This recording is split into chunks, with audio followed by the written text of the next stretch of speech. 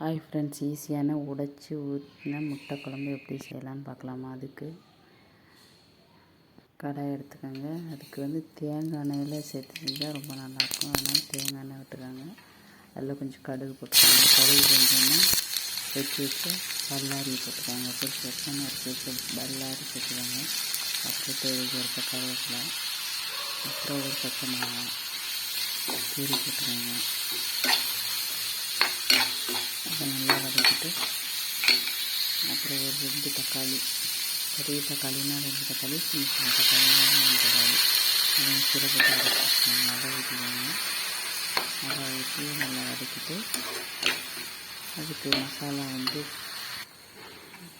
ஒரு ஸ்பூன், ஒரு 1/4 ஸ்பூன்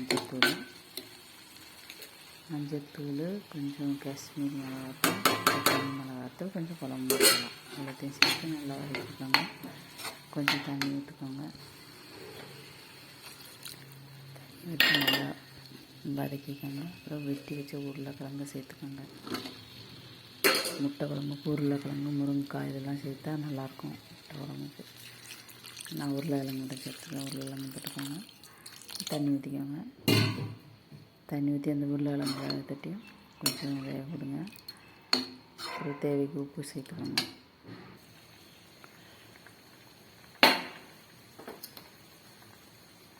நல்லா பச்சை வாசனை போட்டுட்டையும் கொஞ்சம் கொதிக்க வச்சுட்டு அப்புறம் அரைக்க வேண்டிய தேங்காய், ஒரு துண்டு இஞ்சி, அப்புறம் கொஞ்சம் சோம்பு இதை அரைச்சது கலந்துக்கோங்க.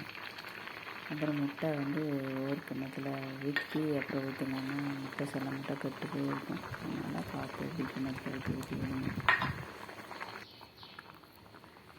அவ்வளோதான். அப்புறம் லாஸ்ட்டில் முட்டை கொஞ்சம் நேரம் விட்டு சிம்மில் வச்சு அப்படியே இறக்கிடுங்க.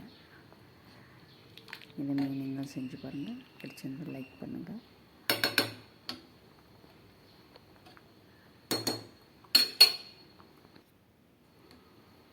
இது சாதத்துக்கு, சப்பாத்தி இதுக்கெல்லாம் எல்லாத்துக்கும் சாதத்துக்கு, சப்பாத்திக்கு இதுக்கெல்லாம் நல்லாயிருக்கும். பிடிச்சிருந்தா லைக் பண்ணுங்கள்.